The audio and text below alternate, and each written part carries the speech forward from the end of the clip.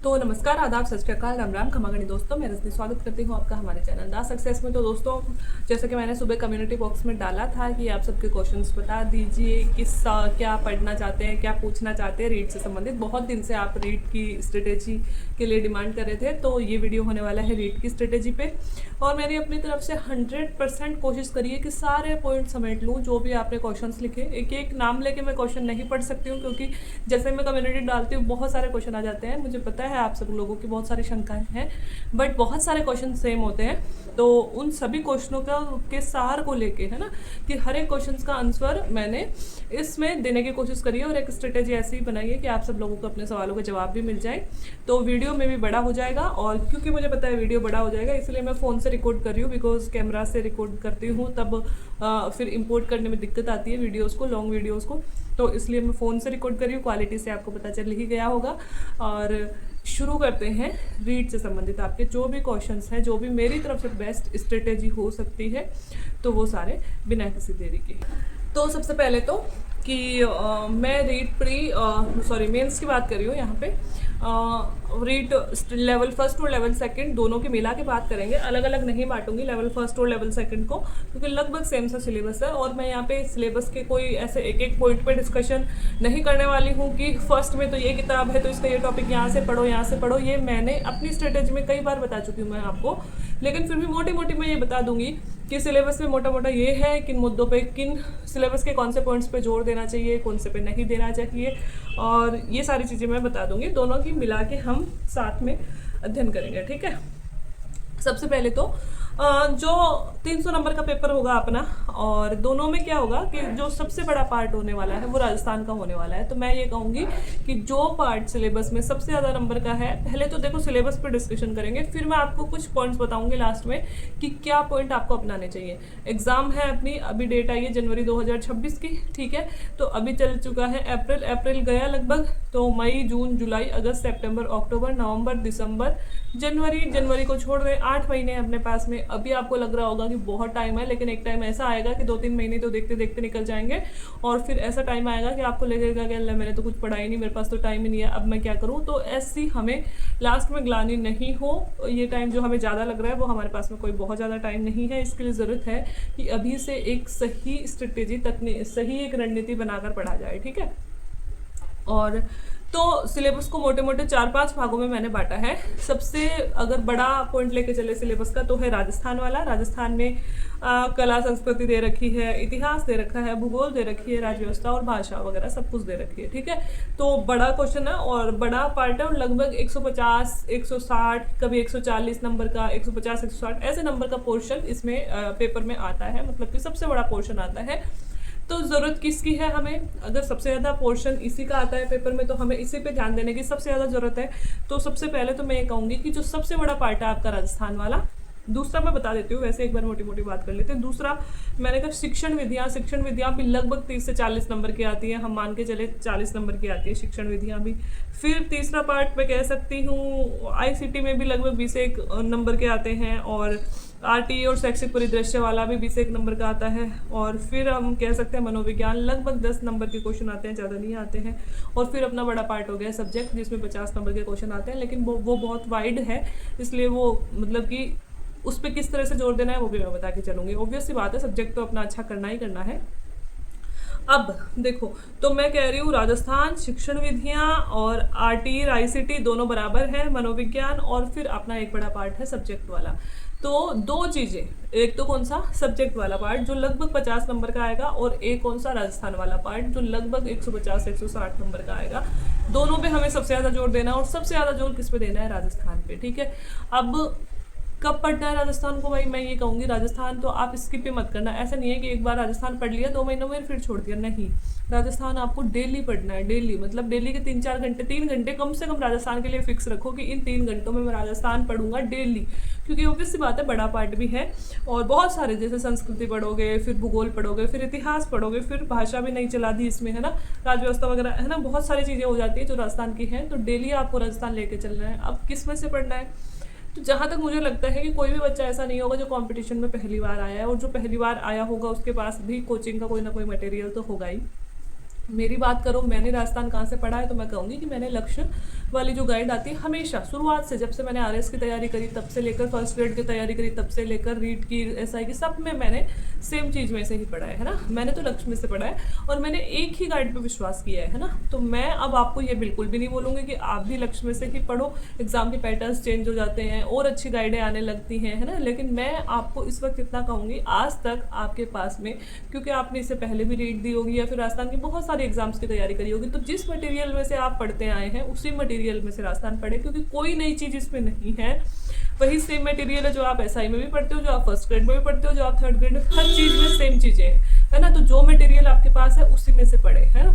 एक चीज़ और कहूँगी कि अगर आपको ये लगा कि मैंने पिछली बार तो लक्ष्य की गाइड पढ़ी थी, उसमें कोई ज़्यादा क्वेश्चन पढ़े नहीं है, इस बार मैं पनोरमा की गाइड लाता हूँ, तो ये बहुत बड़ी गलती होती है कि आप अपने मटेरियल पे विश्वास नहीं करते हो। हर एक कोचिंग वाला हर एक चीज़ सेम से ही होती है। विश्वास करो कि शायद हमने लक्ष्य में से पढ़ा होगा, हो सकता है 2 4 5 क्वेश्चन लक्ष्य से बाहर आ गए हो, लेकिन 15 क्वेश्चन तो उसमें से आए हैं, 20 क्वेश्चन तो उसमें से आए हैं। तो वो 20 क्वेश्चन क्या मैंने सही किए? उन 20 क्वेश्चन में से भी अगर मैं 10 गलत कर रहा हूँ तो फिर वो मेरी गलती है। इसलिए मैं ये कहूँगी कि जो भी गाइड पढ़ रहे हो, चेंज करने की जरूरत नहीं है, किसी के लिए भी मत करो। कोई कोचिंग वाला कहे या कोई भी आपको टीचर या कोई भी आपका जो पहले सिलेक्टेड है आके बोले कि नहीं ये तो बेकार किताब है, नहीं है बेकार। अगर मार्केट में बिक रही है तो अच्छी किताब है। तो सबसे पहले तो लक्ष्य राजस्थान, जो चीज़ें आज तक आप पढ़ते आ रहे हो वही वाला राजस्थान, उसी मटेरियल में से पढ़ो, मैं तो ये कहूँगी। और आपको बहुत ज़्यादा रिसर्च करने की ज़रूरत नहीं है, क्योंकि रीट का सिलेबस एग्ज़ाम इतनी बड़ी नहीं है जितना सिलेबस बड़ा है ना। तो ऐसे कोई बहुत चीज़ें नहीं आती है, डीपली वाली चीज़ें नहीं आती है, बेसिक पेपर आता है। तो सिलेबस का हर एक पॉइंट अपना कवर होना चाहिए। बाकी आप जो पढ़ रहे हो ना, मतलब कि थोड़ा ऊपरी लेवल से ही पढ़ो, इतना ज़्यादा डीप जाने की, कोई रिसर्च करने की, बड़े बड़े राइटर्स की किताबें खरीदने की ज़रूरत नहीं है रीट में, ठीक है। इसके अलावा जो नई चीज़ जुड़ी है भाषा वाला पार्ट, तो भाषा वाला पार्ट पिछले साल ही आई थिंक जुड़ा है ना, तो वो राजस्थान के लिए नहीं है। तो भाषा वाला पार्ट मैं कहूँगी आरबीएससी में 11th-12th में भाषा वाली अलग से किताबें चली है। पिछली बार भी जो क्वेश्चन आए थे 8-10 क्वेश्चन भाषा वाले पार्ट में से पढ़े थे। तो आप आरबीएससी की बुक तो पढ़ ही सकते हो, साथ में कोई ना कोई गाइड जो भी आप खरीदते हो उसमें एड ऑन हो ही गई होगी भाषा, तो वहाँ से भी देख लें। अब जो राजस्थान है उसमें से भी कुछ ऐसे पोर्शन होते हैं जिसमें से कुछ ज़्यादा क्वेश्चन पूछे जाते हैं, कुछ कम क्वेश्चन पूछे जाते हैं। जैसे मैंने लगभग पिछले पेपर्स देखे तो उसमें राजस्थान हिस्ट्री में से 20-22 लगभग क्वेश्चन पूछे गए, भूगोल में से भी अच्छे खासे 15 से 20 के बीच में क्वेश्चन पूछे गए, और भाषा वाले में से भी क्योंकि नया जुड़ा था तो 8-10 क्वेश्चन भाषा वाले में से भी पूछे गए। तो 3-4 चीज़ें ऐसी हैं जिन पे जोर देना है। बाकी अर्थव्यवस्था में 1-2 क्वेश्चन आए हैं, और संस्कृति में से भी कम क्वेश्चन आए, 3-4 क्वेश्चन आए हैं। पोर्शन बहुत बड़े बड़े हैं, क्वेश्चन कम आए हैं।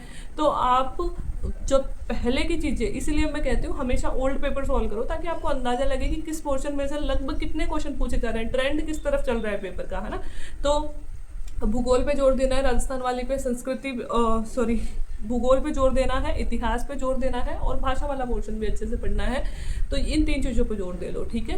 तो ये अपना राजस्थान वाला कंप्लीट हो गया। बहुत अच्छे से तैयार कर लो भाई, और डेली पढ़ना है राजस्थान, एक भी दिन नहीं चूकना है। एग्जाम अब तक लेकर एग्जाम तक डेली पढ़ना है। और मैं तो ये कहूँगी जितने पार्ट्स है ना उनकी, जैसे किताबों में से पढ़ रहे हो, जैसे इसकी राजस्थान के लिए अब आरबीएससी की 6 से लेकर 12th तक की किताबें बहुत बढ़िया किताबें हैं, उनमें से भी तैयार कर सकते हो। प्लस एक गाइड ले लो, एक आरबीएससी की किताब ले लो 6ठी से 12वीं तक की, 10वीं तक की, और उनमें से पढ़ सकते हो। अपनी एक कॉपी बना लो और उसमें नोट्स बनाए जाओ कि गाइड में कोई नई चीज़ है तो गाइड वाली उतार लो। जैसे आप राजस्थान की संस्कृति पढ़ रहे हो, है ना, तो इसमें से गाइड आज तक किसी गाइड में से पढ़ते आए हो वही गाइड ले लो। प्लस राजस्थान की किताबें जरूर देखना आरबीएससी की, क्योंकि इनमें से क्वेश्चन ज़्यादा पढ़ते हैं, ठीक है। तो इनमें से अपने नोट्स बना लो कि एक बार जैसे 2 महीने लगे, 2.5 महीने लगे, अपने नोट्स बन गए, उसके बाद में इन किताबों को नहीं देखना, फिर हमेशा बार बार अपने नोट्स रिवाइज करने। वो एक अच्छी स्ट्रेटेजी होती है किसी भी चीज़ को पढ़ने की। फिर मैं आती हूँ शिक्षण विधियों पे। तो शिक्षण विधियों के लिए मैं ये कहूँगी कि शिक्षण विधियों में नई नई चीज़ें ऐड होती रहती हैं। तो पिछले साल जो आपने गाइड पढ़ी थी वो गाइड से भी आप तैयार कर सकते हो। इस साल की कोई गाइड नई मार्केट में आई हो उससे भी तैयार कर सकते हो। शिक्षण विधियाँ देखो रटनी है, क्या स्ट्रेटेजी बताऊँगी मैं इसके लिए। मैंने भी किसी ना किसी गाइड में से ही रटी थी, याद नहीं है मुझे नाम मैंने कौन सी गाइड कर दी थी, बट कोई ना कोई यूँ ही कोई गाइड थी उसमें से रटी थी। तो मैं ये कहूँगी शिक्षण विधियों को, जैसे कि पहले राजस्थान के नोट्स बन गए, उसके बाद में शिक्षण विधियों के भी आप छोटे छोटे एकदम छोटे छोटे point wise fact wise notes बना लो और उसमें से फिर रटते रहो रटते रहो रटते रहो, है ना। यही तकनीक है शिक्षण विधियों की, है ना। और इसके अलावा रही बात आईसीटी वाली, आईसीटी की भी भाई सॉरी मनोविज्ञान वाली, तो मनोविज्ञान की मैंने तो आपको कई बार बताया है कि साइकोलॉजी मैंने अजय चौधरी सर के RPSC GK with Ajay Chaudhary ऐसे करके चैनल था, उसमें से पढ़ी थी। सर बहुत अच्छा समझाते हैं। आप में से कई लोगों के क्वेश्चन भी थे कि मैम हम साइकोलॉजी फर्स्ट बार पढ़ रहे हैं, हमें समझ में नहीं आ रही, तो RPSC GK with Ajay Chaudhary नाम से सर का चैनल है ना, उस पर जाके आप पढ़ सकते हो। सर ने बहुत अच्छे से समझा रखी है। मेरे लिए भी साइकोलॉजी फर्स्ट बार ही थी जब मैंने रीट की तैयारी करी थी, तो मेरे को वहाँ से बहुत अच्छे से समझ में आई थी और मेरा बहुत अच्छा स्कोर था, है ना। तो आप वहाँ से पढ़ सकते हो। इसके अलावा वंदना जादव मैम तो फेमस हैं ही, तो उनकी गाइड खरीद सकते हो, यूट्यूब पे उनकी वीडियो पड़े हैं वो देख सकते हो। बट यार 10 नंबर के ही आएंगे, तो आपको देख लेना है आप कितना जोर दे सकते हो, ना। बहुत ज़्यादा जोर देने की ज़रूरत नहीं है। आईसीटी जो है कहीं ना कहीं किसी ना किसी गाइड में से ही रटनी पड़ेगी, रटने वाली चीज़ें हैं, ऑब्वियसली बात है रटनी पड़ेगी। मैं तो कहूँगी आईसीटी के कोई नोट्स भी बनाने की ज़रूरत नहीं है, गाइडों में नोट्स ही बना हुआ होता है, आईसीटी रट लो। आरटीई और शैक्षिक परिदृश्य, इसमें ज़्यादा से ज़्यादा तो देखो आरटीई वाला ही क्वेश्चन पूछा जाता है। तो मैं तो ये कहूँगी कि गूगल पे आरटीई सर्च करोगे ना, तो आरटीई का ओरिजिनल पीडीएफ आपको मिल जाएगा, है ना। ओरिजिनल हिंदी वाला पीडीएफ डाउनलोड करने ला, इंग्लिश का भी मिलेगा। और हिंदी वाले पीडीएफ में से आप क्या करना, आपको अपने नोट्स बना लो भाई। एक बार आरटीई को अच्छे से पढ़ लो, कौन से टीचर को कितने घंटे पढ़ाना है, क्लास में कितने आवर्स होने चाहिए, एक साल में कितने आवर्स होने चाहिए, कौन से नियम हैं, कब बना था, कब आया था, है ना, कौन से इसके अनुसूचियाँ हैं वगैरह, सब कुछ पढ़ लो एक बार को, है ना। और बहुत ज़्यादा डीप जाने की ज़रूरत नहीं है, पर अपने स्तर पे जो भी आरटीई में से इंपॉर्टेंट लगता है नोट्स बना लो, कॉपी में लिख लो। और रही बात शैक्षिक परिदृश्य, इसमें से करंट में से क्वेश्चन पूछे जाते हैं, या फिर कुछ अपने फैक्ट है कि इस आयोग की स्थापना कब हुई थी, वो आपको गाइडों में मिल ही जाएगा। तो इस तरह से आरटीई और शैक्षिक परिदृश्य आप तैयार कर सकते हो। और रही बात अब अपने सब्जेक्ट की, तो अपने सब्जेक्ट के लिए तो मैं वही कहूँगी कि जैसे मैं एसएसटी की हूँ, तो मैं एसएसटी के बारे में ही बता सकती हूँ कि भाई आरबीएससी की 6 से 12 तक की किताबों में आपका ऐसे के ऐसे सिलेबस है, ऐसे के ऐसे, उससे बाहर कहीं मत जाओ। चाहे इस चीज़ में तो आप विश्वास कर सकते हो, उसमें से सिलेबस के अकॉर्डिंग जो चीज़ें दी गई हैं 6ठी से 12वीं किताबों में छांटो, अपने स्तर पर नोट्स बनाओ, ठीक है। और अपने स्तर पे पूरे नोट्स बना लो एक बार को। ऐसे करते करते ना आपको 3-3.5 महीने लग जाएंगे फर्स्ट बार में कवर करते हुए। नोट्स बनाते हुए आप चलोगे, जैसे आपको राजस्थान के नोट्स बनाने हैं, आपको शिक्षण विधियों के भी आप शॉर्ट नोट्स बना सकते हो। आप साइकोलॉजी भी अगर ऑनलाइन पढ़ोगे तो आपको नोट्स बनाने पड़ेंगे, जो चौधरी सर ने सब कुछ ऐसे लिखवा रखा है, तो वहाँ भी बनाने पड़ेंगे। आईसीटी की ज़रूरत नहीं है, आरटीई का नोट्स बना लो, और प्लस आपको सब्जेक्ट के भी नोट्स बनाने पड़ेंगे। तो 3-3.5 महीने, अगर आप दिन में 6-7 घंटे डेली पढ़ रहे हो, तो आपको इतना टाइम तो लग ही जाएगा। जब इतना टाइम लग जाएगा तो आपका मई, जून, जुलाई, अगस्त, मान लो अगस्त तक आ जाएगा। फिर सितंबर, अक्टूबर, नवंबर, दिसंबर, 4 महीने बचेंगे। आप कोशिश करो कि 4 महीने में, हर 1.5 महीने में आपका वापस से रिवीजन हो जाए। मैं ये कहूँगी कि कितने बार रिवीजन होना चाहिए, बहुत सारे बच्चे ये पूछ रहे थे, तो कम से कम एग्जाम से पहले 4 बार रिवीजन होना चाहिए। एक तो ये बड़ा जो होगा, मतलब अपना सिलेबस कवर करना, एक तो वो होगा, और उसके बाद में 3 बार कम से कम होना चाहिए। तो टाइम शुरुआत में ही लगता है, जब आप लिखोगे भी पढ़ोगे भी, आपके लिए सारी चीज़ें न्यू भी होंगी, और अपने स्तर पे बढ़िया टाइम देके पढ़ो एकदम जचा के कि इसके बाद में किताबों को नहीं छेड़ूंगा, इसके बाद में जो भी पढ़ूंगी मेरे इन शॉर्ट नोट्स में से पढ़ूंगी, ठीक है। तो इस तरह से बना लो, है ना। और इसमें जितना टाइम लगता है लगने दो। इसके बाद में जब आप अपने नोट्स रिवाइज करने लगोगे, तो शुरुआत में आपको 1.5 महीने लगेगा, अगली बार में आप 1 महीने में ही कवर कर लोगे, फिर आप 25 दिन में ही कर लोगे, फिर आप 20-20 दिन में कवर कर लोगे, है ना।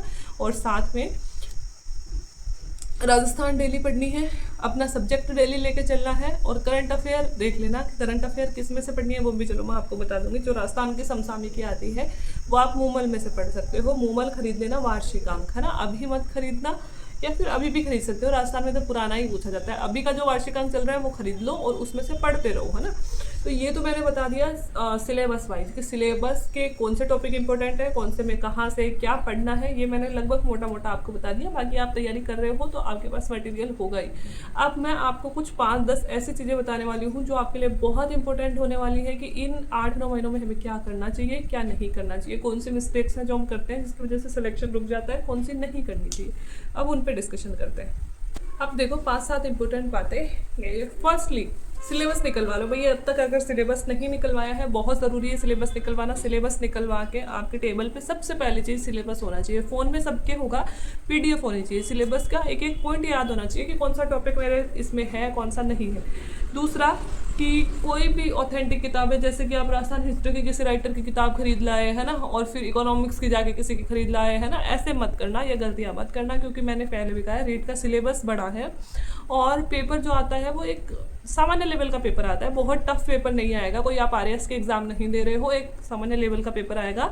कोशिश करो कि सिलेबस में लिखा हुआ हर एक पॉइंट आप कवर कर पाओ, ठीक है, और उसकी बेसिक कवर कर पाओ। उसमें आपको पीएचडी नहीं करनी है, तो सामान्य गाइड्स हो गई, सामान्य आपकी आरबीएससी की बुक्स हो गई, उनमें से आप कवर कर लोगे, है ना। तो बहुत बड़ी बड़ी किताबों के चक्कर में ना पड़े। तीसरा, बहुत सारे क्वेश्चंस आ रहे थे कि मैडम ऑनलाइन कोर्स ले लिया, अब मुझे फिर से लेना चाहिए क्या? मैडम ऑफलाइन कोर्स ले लिया, कोचिंग ले लिया, मुझे फिर से लेना चाहिए क्या? मेरे तो नंबर ही सही नहीं हो रहे, मेरे तो कुछ समझ में ही नहीं आ रहा। तो बिल्कुल भी नहीं लेना चाहिए। अगर आपने ऑनलाइन कोर्स ले लिया, एक बार आपने कोर्स कवर कर लिया, अगर आपने कोचिंग ले ली, तो फिर से कोचिंगों के चक्कर में मत पड़ो, क्योंकि कोई कोचिंग वाला ऐसा घुटकी नहीं पिलाएगा आपको कि आपका सिलेक्शन हो जाएगा। कोचिंग वाले आपको मटेरियल उपलब्ध करवा सकते हैं, ऑनलाइन वाले मटेरियल ही उपलब्ध करवा सकते हैं। समझने वाला दिमाग हमारे यहाँ है और कैपेसिटी भी हम में होनी चाहिए बैठने की, रटने की। भाई लाखों लोग भाग रहे हैं, 6 लाख 7 लाख लोग भाग रहे हैं, उसमें आगे तो तभी चलोगे ना, नंबर तो तभी आएगा ना जब आप लगातार भागोगे। अगर आप रुक जाओगे तो थोड़ी नंबर आएगा। तो आपको लगातार चलना है, एक सामान्य चीज़ों के साथ ही चलना है। तो अगर आपने वापस से आप टाइम पास कर रहे हो ऑनलाइन कोचिंग के नाम पे या फिर ऑफलाइन कोचिंग के नाम पे, तो वो आप बेवकूफ़ी कर रहे हो। अगर आपके पास मटेरियल उपलब्ध है तो आप अपने स्तर पे पढ़ाई करो, वो ही सबसे बेस्ट स्ट्रेटेजी होती है किसी भी एग्ज़ाम को क्रैक करने की। हाँ, लेकिन अगर आप पहली बार तैयारी कर रहे हो, अगर आपके पास में मटेरियल ही नहीं है, तो फिर आप कोचिंग कर सकते हो। कि आपको बिल्कुल भी अंदाजा ही नहीं है तो आप कोचिंग कर सकते हो, उसमें कोई दिक्कत नहीं है। एग्ज़ाम से पहले कितनी बार रिवीजन होना चाहिए, आपका बहुत एक क्वेश्चन था, बहुत बार पूछा गया। तो एग्जाम से पहले जैसे मैंने बताया, एक तो अपना सिलेबस कवर होगा, तो 3-3.5 महीनों में आप अपना सिलेबस कवर करो पूरा अच्छी तरीके से, नोट्स वोट्स बना के, जो भी आप कर सकते हो। बेस्ट से बेस्ट किताबें जो भी मैंने बताई हैं वो अच्छे से पढ़ के सिलेबस कवर कर लो, और उसके बाद में कम से कम 3 बार और आप सिलेबस कवर करो भाई, तभी ऐसा लगने लगेगा। पहली बार में तो सब कुछ दिमाग से निकल जाएगा, जो अभी पढ़ा है और जिसको पढ़े 1 महीना हो गया वो सब गायब हो जाएगा। पहली बार में तो आपको याद ही नहीं रहेगा कि आपने क्या पढ़ा अभी तो आपको ये। इसीलिए जो आप लोग कहते हो ना कि मैम मैंने सब कुछ पढ़ लिया लेकिन फिर भी मुझे लगता है कुछ याद ही नहीं है, क्योंकि अभी हमारा रिवीजन नहीं हुआ। इसलिए ऐसी पढ़ाई भी मत करना कि आपका एग्जाम तक सिलेबस ही चल रहा है, मतलब एक बार ही चल रहा है। वो पढ़ाई किसी काम की नहीं है, जब तक रिवीजन नहीं करोगे तब तक कुछ नहीं होगा। तो 3-3.5 महीने का टारगेट रखो। 3-3.5 महीने में आपको एक बार सारी चीज़ें पढ़ लेनी है, नोट्स भी आपके पास अवेलेबल होने चाहिए। उसके बाद में आप 1.5 महीने का रिवीजन करो, और बहुत अच्छे से जब आपका दूसरी बार रिवीजन होगा आपको लगने लगेगा कि वाह मेरे बहुत सारी चीज़ें आज याद हो गई। और अगर तीसरी बार हो गया तो क्या ही बात है, मतलब आपको ऐसे लगने लगेगा कि मुझे सब कुछ याद है ना। तो रिवीजन ज़रूरी है। एक बहुत ज़रूरी बात है रीट के लिए कि क्या होता है, प्री में हमारे नेगेटिव मार्किंग नहीं होती और मेंस में नेगेटिव मार्किंग होती है। और खासकर रीट की तैयारी करने वाले बच्चे नेगेटिव मार्किंग को डील नहीं कर पाते हैं ना। और क्या होता है, सही तो बहुत सारे क्वेश्चन करते हैं बट गलत इतने हो जाते हैं कि फिर उनका जो मतलब माइनस मार्किंग हो जाती है ना, तो फिर वो बहुत बड़ा धोखा हो जाता है। तो मैं ये कहूँगी इसके लिए सबसे बेस्ट चीज़ है कि आप जैसे अभी से, कुछ बच्चे तो ऐसे हैं जो पिछली बार पास नहीं हुए, ज़्यादातर बच्चे तो ऐसे हैं ना, बहुत कम ही नए बच्चे होंगे। तो मैं एकदम फ्रेशर्स को तो नहीं बोल रही, जो पिछली बार पास नहीं हुए थे, तैयारी करी थी और इस बार फिर से तैयारी करें, उनके लिए कहूँगी कि प्लीज़ चाहे तो मॉडल पेपर, चाहे कोई टेस्ट ले लो, और चाहे ओल्ड पेपर के PYQs जो भी आते हैं उनमें से अपना एक पेपर करो डेली का, है ना। डेली नहीं कर पा रहे, अभी टाइम है तो कम से कम वीक में 1 पेपर या वीक में 2 पेपर तो आप अभी करो। और पेपर बिल्कुल वैसे ही करो कि 150 क्वेश्चन आ रहे हो, 150 क्वेश्चन बिल्कुल 150 क्वेश्चन एक बार में अटैम्प्ट भी कर रहे हो एक साथ बैठ के, और फिर नंबर चेक कर रहे हो, फिर माइनस मार्किंग देख रहे हो कितने माइनस हो गए, कितने मेरे नंबर बचे, है ना। ये रियल टाइम आप अपना कैलकुलेशन करो, आपको पता लगने लगेगा कि शुरुआत में आपने 100 सही किए, 50 गलत किए, 50 गलत किए तो 50 नंबर तो ये कट गए, तो 100 सही किए थे बट 100 में से 50 तो ये कट गए, और 50 की नेगेटिव मार्किंग कर दो 1/3, तो 24-25 नंबर और कट गए, तो क्या बच गया बताओ आपके, है ना। तो इस तरह से धीरे धीरे वो आपको डील करना आएगा। जब आप अगली बार पेपर दोगे तो आपको याद रहेगा कि नहीं यार ये क्वेश्चन मैं अटैम्प्ट करूँ कि नहीं करूँ, क्योंकि पिछली बार मेरी बहुत नेगेटिव मार्किंग हो गई थी। तो इस बार नेगेटिव मार्किंग कम करनी है, तो धीरे धीरे आप क्वेश्चन कम अटैम्प्ट करोगे, आपको अटैम्प्ट करना आएगा, आपको उस प्रेशर को डील करना आएगा, आपके मन में कैलकुलेशन चलती रहेगी कि अरे यार लगभग मैंने 30 क्वेश्चन ऐसे अटैम्प्ट कर लिए कि जो मुझे शायद नहीं आते थे या कम विश्वास है, उनमें से 15 गलत निकल गए, तो मेरी इतनी नेगेटिव मार्किंग हो जाएगी। इस तरह से जो मेंस के बच्चे हैं उनके लिए बहुत ज़रूरी है कि आप नेगेटिव मार्किंग को डील करना सीख जाए। और कैसे डील करेंगे, मैं तो यही कहूँगी पुराने पेपर्स की एक किताब खरीद लें जिसमें 10-15 साल के पुराने पेपर हो, चाहे मॉडल पेपर हो, है ना, और उनसे टेस्ट देवे और अपना कैलकुलेशन खुद करें। किसी को मत बताओ कि मेरे कम नंबर आ रहे हैं, बेकार आ रहे हैं, बहुत बेकार आ रहे हैं, अंदर रखो। किसी के सामने ना बढ़ाई लेने की ज़रूरत है ना बेइज्जती कराने की ज़रूरत है, अपने अंदर रखो और खुद में सुधार करो, ठीक है। अब रही कि भूगोल की कौन सी बुक, हाँ भूगोल कैसे पढ़े, नई वाली या पुराने वाली, है ना, बहुत सारे क्वेश्चन आपके ये आए। तो देखो मैं कहूँगी कि नहीं, हमेशा कहूँगी जब तक आरबीएससी की बुक्स में छप के नहीं आएगी ना तब तक नई वाली कोई नहीं पूछेगा आपसे। ये मैं सच में बता रही हूँ। क्यों? अब यार मैं लिख के तो नहीं दे सकती यार, कुछ भी हो सकता है, लेकिन मैं सच बता रही हूँ। क्यों? क्योंकि जब हम ऑब्जेक्शन करते हैं ना तो किसी ऐसी ऑथेंटिक बुक्स का ही करते हैं। और सबसे ज़्यादा ऑब्जेक्शन जो हमारा माना जाता है वो कि ये देखो आरबीएससी की बुक्स में ये तथ्य लिखा हुआ है, आरबीएससी ने आंसर की में, मतलब आरबीएससी ने आंसर की में ये गलत मान लिया, जो चयन बोर्ड है उसका भी, कि ये गलत मान लिया, ये सही था, है ना। तो हम ऑब्जेक्शन उस पर डालते हैं। अब जब ऑब्जेक्शन डालने के लिए ही हमारे पास में मैटर ही नहीं है तो वो कैसे दे सकती है जब तक आरबीएससी की बुक्स में छप के नहीं आएगा। और अभी आरबीएससी की बुक में नए वाले जिलों का कोई लेना देना ही नहीं है। इस सेशन में आ जाए तो अलग बात है। और इतना पढ़ सकते हो अगर आप पढ़ना चाहो तो, कि कौन सी कमेटी ने सुझाया था कि 50 जिले बनाने हैं, फिर कौन सी कमेटी के पास रिव्यू के लिए जिले गए, फिर 41 हो गए, कौन कौन से नए जिले ऐड हुए हैं, कि ब्यावर हुआ है, डीग हुआ है ना, कुचामन हुआ है, वो कौन से जिलों से निकले। ये बेसिक चीज़, ये तो जनरल नॉलेज हो गया ना। तो ये जनरल नॉलेज आपके करंट में कवर हो जाएगा। इतना रामलू भाया कमेटी थी जिसने जिले सजेस्ट किए थे, फिर कौन सी कमेटी ने कम कर दिए, इतनी की बेसिक चीज़ें कितने बने हैं, 41 जो बन हो गए हैं तो उनमें से कौन से जो ऐड हुए हैं, वो इतना का आप देख सकते हो। इससे ज़्यादा नहीं पूछा जाएगा जहाँ तक हमें लगता है, ठीक है। और तो जीके आपको सारी पुरानी पढ़नी है, अभी तक कोई टेंशन नहीं लेनी। और अगर आरबीएससी को उसमें इस सेशन में नहीं छप के आते हैं जिले तो हम आपको इन्फॉर्म कर देंगे, फिर तो पढ़ने ही पढ़ने हैं, लेकिन तब तक नहीं पूछा जाएगा। और अभी तक कोई एग्जाम ऐसी हुई भी नहीं जिसमें नए जिलों में से क्वेश्चन पूछे गए। तो मेरे हिसाब से मैंने हर चीज़ कवर कर दी कि क्या पढ़ना चाहिए, क्या नहीं पढ़ना चाहिए, कैसे डील करना चाहिए, कैसे नहीं डील करना चाहिए। लगभग आपके सारे क्वेश्चंस का भी जवाब दे दिया। कोचिंग करनी चाहिए नहीं करनी चाहिए, आप फ्रेशर हो कोचिंग करो, नहीं हो मत करो, है ना। एक बार कोचिंग ले ली वापस बिल्कुल भी मत करो। हाँ कोचिंग ले ली, कोचिंग की चीज़ पढ़ ली तो अब मेरे क्वेश्चन सही नहीं हो रहे, क्या मैं दूसरा पढ़ूँ? नहीं, बिल्कुल मत पढ़ो। एक कोचिंग वाला अपनी तरफ से बेस्ट देने की कोशिश करता है, उसने बहुत अच्छा मटेरियल आपको उपलब्ध करवाया होगा। ज़रूरत है आपको रिवाइज करने की, चीज़ों को कम चीज़ें रखो, बार बार बार बार पढ़ो, ठीक है। तो ये थी मेरी रीड की स्ट्रेटेजी। आई थिंक कि आपके सारे पॉइंट्स क्लियर हो गए होंगे। और नेक्स्ट वीडियो किस टॉपिक पे चाहिए वो भी बता दो, इसमें कोई शंकाएं हैं तो भी बता दो, ठीक है। बाकी वीडियो देखने के लिए thank you so much, bye.